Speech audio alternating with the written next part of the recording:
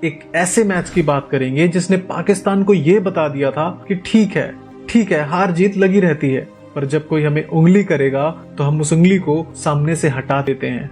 भारत और पाकिस्तान के बीच हो रहा ये मैच वैसे तो सीरीज का चौथा मैच था, लेकिन पूरी दुनिया की निगाहें इसी मैच पे लगी हुई थी। दोनों में से जो भी टीम ये मैच जीतती वो एशिया कप के फाइनल में पहुंच जाती। अब बारी थी टॉस की। पाकिस्तान ने टॉस जीतकर पहले बल्लेबाजी करने का फैसला किया।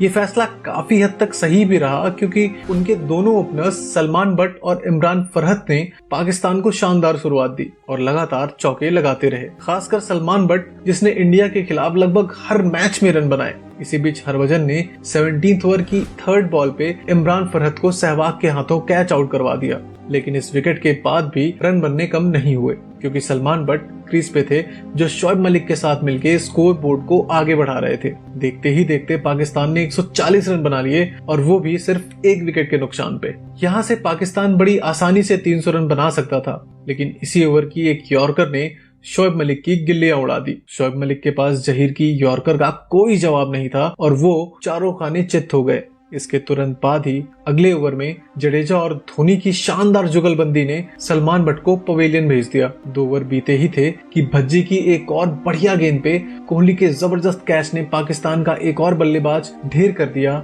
और इस तरह इंडिया मैच में वापस आ चुका था। इसके बाद उमर अकमल और अफरीदी ने कुछ रन जोड़े, लेकिन फिर से जडेजा की बॉल पे धोनी के बढ़िया कैच ने उमर अकमल का विकेट भी चटका लिया। विकेट का सिलसिला जारी रहा और प्रवीण कुमार ने भी खतरनाक दिख रहे अफरीदी को चलता कर दिया। जहां एक तरफ से विकेट जरूर गिर रहे थे, वहीं दूसरी तरफ कामरान अकमल लगातार रन जोड़ रहे थे। कामरान अकमल ने आखिरी ओवरों में कई चौके और छक्के जड़ पाकिस्तान को एक अच्छे टारगेट की तरफ ला दिया था। वो सेकंड लास्ट ओवर में आउट जरूर हुए, लेकिन उनकी 41 बॉल्स पे 51 रन की पारी ने पाकिस्तान की टीम को एक रेस्पेक्टेबल टोटल तक पहुंचा दिया था।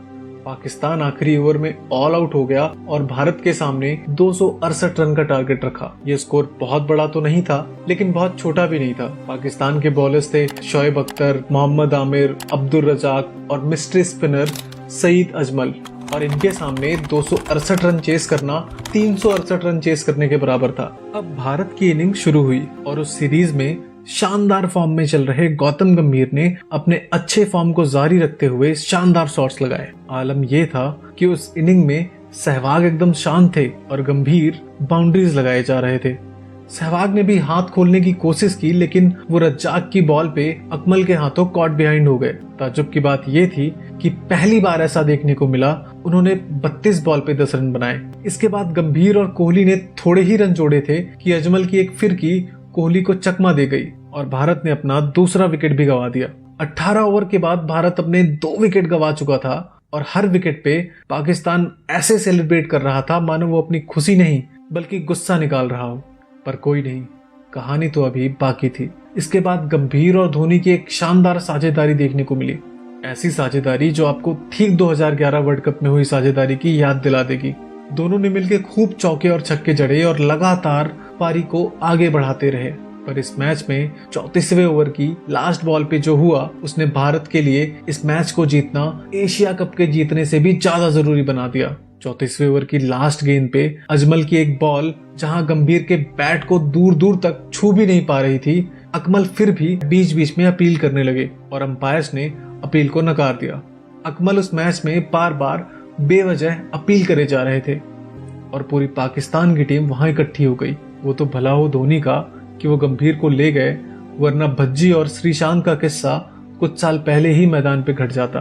धोनी ने उस लड़ाई को शांत जरूर करवा दिया, लेकिन भूले नहीं, क्योंकि ड्रिंक्स के जस्ट बाद अख्तर के आते ही उन्होंने छक्का जड़िए बता दिया कि हम शब्दों से ज्यादा पल्ले से जवाब देने में विश्वास रखते हैं। पर अगले ओवर में गंभीर अजमल के हाथों बोल्ड हो गए और फिर अजमल का सेलिब्रेशन भारतीयों को रास नहीं आ रहा था। इसके बाद रोहित शर्मा ने एक छोटी पारी खेल धोनी का साथ जरूर दिया, पर क्रूशियल मौके पे वो भी अफरीदी की बॉल पे एलबीडब्ल्यू हो गए।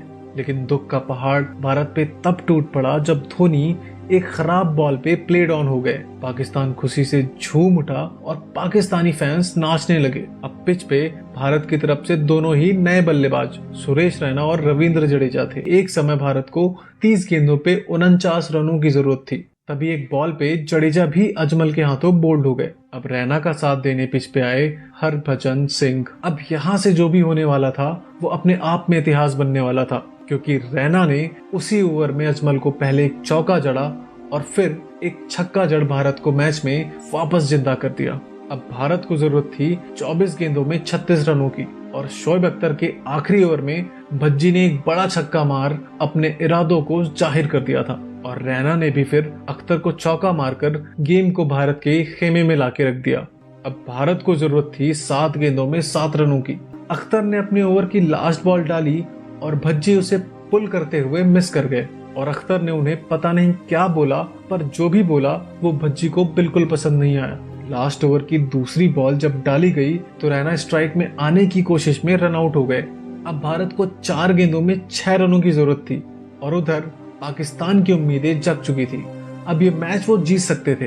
रैना का विकेट गिरने के बाद भी अख्तर भज्जी के पास आए और फिर उन्हें कुछ सुनाने लगे, और अब भज्जी का गुस्सा 7वें आसमान पे पहुंच चुका था, क्योंकि जब मैच की सेकंड लास्ट बॉल पे भज्जी ने छक्का जड़ भारत को मैच जिताया तो उनके छक्के की लंबाई ने बता दिया कि वो इस छक्के से सिर्फ मैच जिताना नहीं चाहते थे, बल्कि एक संदेश भी देना चाहते थे कि जब तक शांत हैं ठीक है।